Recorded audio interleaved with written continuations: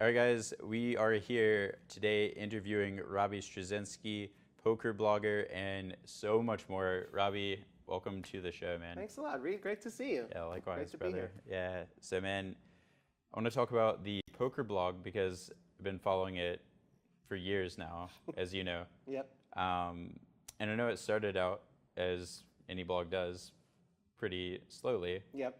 And now it's picked up a bit and different things are happening to you. So could you kind of like take us toward the Sure. progression and what you think got you to where you are now? Wow. Okay. The big question. That's the big one. Okay. So it basically started out like you said. I was, from on a whim. I was like, I had a buddy. We were walking one day in the street, and he was like, we should start a blog. I'm like, what do you mean? He's like, well, I know like WordPress and back-end technical stuff, and poker, and you follow poker anyway. So we should just start a blog together. I'm like, and what are we going to do with these? He says, I don't know, maybe make a little money on the side or something. Okay, if you say so. Never know. So that's basically how I like, what's the domain going to be? He's like, well, cardplayerlifestyle.com seems free. I was like, okay, sounds good. So that's how it literally started that day. And he did like 4 months of work or something before I even wrote up the first post. And we didn't really have any goals or aims or whatever. It was more like just throw something out there. Took about 2 years till I understood that there's an audience out there that I was writing for of like casual recreational poker players. Sure. And this was all like, I remember the first post I wrote was called Summary of Poker. Because of course you can just like summarize poker in one blog post. So like as that was happening, like here and there was always nights and weekends. I was always working with a full-time job, and over the nights and the weekends, like slowly I got more into it and was like, oh, well, someone just won an event. I have to write that up. Or I saw a great episode of High Stakes Poker. We got to do a summary of that or a recap. Everyone's going to watch it, right? And everyone's got their graph in poker, right? Yeah, right. So my graph was just like how many people are visiting my site, and like when I hit like 10 people in one day, it was like, yes, we're gonna get 10 people. Dude, I'm so happy that you look at it that way, because so many people are just like, man, there's only 10 people here, and it's like, dude, you started with 0. Yep. Like 10 from scratch. 10 is a lot. It was big, and I don't know how it happened or how they heard of it, but this is back in 2009 in November was the first bit when I started, and then those 2 years go by, and at some point we're getting to maybe like, I don't know, 200 to 500 people per month, okay, which is not a lot of people at all. But that's when I sort of said to myself, okay, you know what, at least I know my audience, I know who I'm writing for, we can like focus and dial do it it in properly. Yeah, like there was a point where I was like, oh, I happen to get a scoop. I was like, oh, I'll be the first, everyone's gonna read it. And yeah, I published, but like within an hour, like all the other media sites had everything. I wasn't even in the top 20 search pages. I was like, okay, I gotta find a niche here, right? So in 2011, I bought out my partner because he said he's not interested. And over those 2 years also, I had learned a lot about like how to run a WordPress site and HTML, and also how to do promotion on Facebook and on Twitter and those sorts of things. And slowly the numbers growing started to make sense because I saw the work that I was putting in was starting to pay off. From 2011 to now, 2017, 18, it's just been a slow but steady rise. And it's basically been, okay, I'm going to write some op-eds, like a well thought out piece about something that's going on in the poker world. I know how to write. Maybe someone will take me seriously. And lo and behold, one person will. They'll go ahead and share it, and all of a sudden, boom. Stuff that, big boom, exactly. Like, and I'm not going to go with the Phil Hellmuth name dropping or anything like that, but it really does happen organically in that way, where you can put some things out, whether it's an op-ed or just like a really great interview with someone, and it really will just go ahead and spread. You have an influential person, such as yourself, reads it. You said you've been a fan for years. Like, I don't know how you first found it, but like, wow, I've got Reed Young of Poker Sprout as a fan. That's awesome. And occasionally you share something you like, and so many people start seeing it. Right, yeah, man. We got to the point where, we're talking a couple thousand each month, that sort of thing. And, we're like, okay, 6,000 a month. 6,000 people are legitimately looking at my site every single month. Maybe it's time to do this full time. Yeah.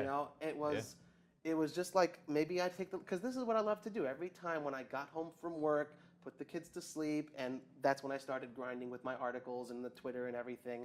And I was like, you know what? This is what I really love to do. So maybe let's take the leap. So I spoke to my wife. Shout out to Miriam. Thank you. You're the best. And she's like, you know what? We're going to give it a shot for a year. I believe in you. And, some money was coming in also from it. So if I said, if this is what we can do part-time, nights and weekends, hopefully, if we put our whole effort, we go all in, right? Yeah. Hopefully that'll work. And, March 2017, I took the leap and, I'm at the World Series of Poker doing incredible things. I got to go to the World Poker Tour Tournament of Champions, to actually be on site. I live in Israel, so it's like really far away from everything that's happening in poker. So to be able to be on site and be involved and see all these people who I've met over the years virtually through Facebook, through Twitter, and they're like, hey, Robbie, how you doing? And I'm like, hey, Reed, it's just very, very cool to be able to do that and, sort of see the dreams come true. And I guess you asked this big question of how did it happen? Well, obviously, hard work plays a good part, but I think there's a famous philosopher who said, what is it? Luck happens when preparation meets opportunity, right? Or something like that. So I've just been as prepared as I possibly could, taken every opportunity that landed my way, and got lucky. And I would say, help from above. I'm really just, I'm a religious Orthodox Jew. I'm really grateful for, having a whole bunch of people supporting me, and just I sort of feel like, it didn't just randomly fall out of the sky. I feel like, I have a higher purpose in doing what I do, and I certainly try to be positive and inspirational with all of the things that I write and put out there, and thankfully people are listening, and the audience keeps on growing. That's good, because being positive in poker isn't always the best way to get that quick traffic, you know what I mean? But I know that that's not what you guys are about. No, it's very much the long game, and But it's your game too. That's what I do in my life. It's not like, oh, he busted. Where is he now? Not crap like that. Right. It's more of well, how did this person get into poker in the first place? Yeah. Or why did they similar to what I did, but why did they drop this successful career in Wall Street, or I don't know, working grocery stores stuff. I don't know, whatever it is, but that's what interests me, and I think that's just a general human interest story. I think it resonates with people, because hey, that's me. I want to go ahead and pursue my passion, and a lot of these people, whether they're superstars, multimillionaires, or just grinding out the daily life, they're very happy playing poker, and you try to capture that, and people really oh, that's so cool. I want to be more like that. So I try to put that out there. What I really like about the way you started the blog and then your progression, I see that very similarly to a lot of poker players who have made a transition to playing professionally. Yeah. So they might be doing something else and then grinding, on the weekends or whatever. Sure. Maybe a few weeknights, a couple hours here and there. Maybe they play online, whatever. Yeah, there's definitely a parallel, because then they get better and they start make winning, more, right. And then they go, hey, it's time to make that move, and the side job goes away. Right. I guess the main job becomes the side job for a Right. bit. And then you flip flop, and then you just get rid of that, and sure. you're all in, Right. and you're off. And it's not even you have to have tremendous scores. Obviously that helps, but when that passion keeps on burning and turning into good things, you feel like you're improving, you put more effort into studying, into reading books, taking training courses, that sort of a thing. By the same token, there's definitely that parallel of I started getting better at Google Analytics and search engine optimization and all the social media stuff and getting links from other people, all these sorts of things. So there's certainly this parallel, but it never felt like work. And I think when you're a professional player, also, yes, you go to work every day, but you get to play a game. Right, You know, it's awesome. It's a hard way to make an easy living or whatever right, it is. Something like that. So by the same token, on the media side of things as well, there's so much to learn, but it never felt oh, I have to do this. It's something that I always wanted to do. It's always just sweet. There's more to it. Exactly. And you feel so great, when you look back, all these years of when you started from zero. I never paid for traffic. I never had a team of people helping.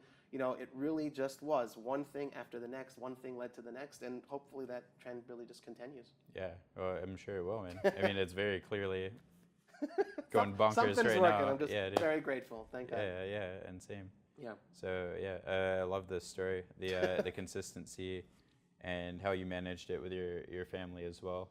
Yeah. I think that's a special thing to have someone support you to that level. For sure. And like, I know I gave a shout out to her before, to Miriam, but like really, I do say it often, and it's not, just sort of like what you're supposed to say. I really do mean it. Like, my success is her success in a very, very big way, because she was there that first time when I came home and said, hey, guess what? I'm going to start a blog. She's like, okay. And like more and more, I started talking about this poker stuff, and she's also seen the passion grow and the traffic grow and the money grow. And, it's not like she gave permission to do it. It's more like she said, I'm on board with you. Oh, yeah, man. To That's do awesome. this sort of thing. And, I realize that I'm doing this for us. And no, she can't necessarily, care that much about all the stories and the poker, whatever. But like every so often, she also reads some of the stuff that I write, and she'll like it. I was like, you read it? That's the best. It's the coolest thing when my wife likes it and genuinely thinks also like, good job. You did a great job with that. That's right, Miriam. So hit that like button. Just boom. It's very cool. It's like how happy it makes them. Yeah. Oh, it does. It really does. And to be doing this sort of a thing in Israel again, where it's just so random and not really done any sort of poker media in Israel. It's relatively rare, but she's like, you know what? This is what you love to do. I'm totally cool with it, and just keep working as hard as you work, and hopefully things will continue going well. For sure, man. Yeah. You want to talk about the app and stuff like that? Yeah, I just want to mention one other thing that I've sort of done. Everyone in poker, and especially in poker media, they always look, I write for this one, I do that. So everyone's got their fingers in a lot of pies. But one other thing that I did do, which I think is cool because it's like a product that I have, is this app called Poker Notes Live. Basically, in a nutshell, why do you want, we're in, the modern age. Why do you want to bring a pen and paper to the table? You can use an app which is basically outfitted for poker. It looks, like a poker table, completely user-generated, and take notes while you're playing live. When you're playing online, the functionality is built in. So why not do it when you're playing live as well? You could even take a picture of someone at the table to help you remember if you're going to see him, a bunch of times, or her. Whether they're aggressive or whether they're tight. You can label them, you can customize it in a whole bunch of different ways. And it's just like a really helpful way, to, again, assuming your reads are correct, to take notes on the other people at the table. It's like $4.99, which is like a big blind, so it's really no big deal to get. Yeah, exactly, man. And it's like, and it could really genuinely help you if you play poker all the time. And anyone out there who's serious about playing, of course, you can play recreationally, but you all want to win. So like, I'll jot down a note about this guy and, type it up. Not when you're in a hand, because you should be paying attention. But that's basically what it is. And, we got over 10,000 downloads, so people are certainly responding to it. Awesome, man. And then you save time taking notes, too, instead of just writing it out. So it's like also something you just keep with you all the time. Like for sure. You don't have to reuse a notebook or anything like that. And even if you're just a home game player, you see the same people all the time, so your notes that's got to be like the most valuable, for sure. 100%. Yeah.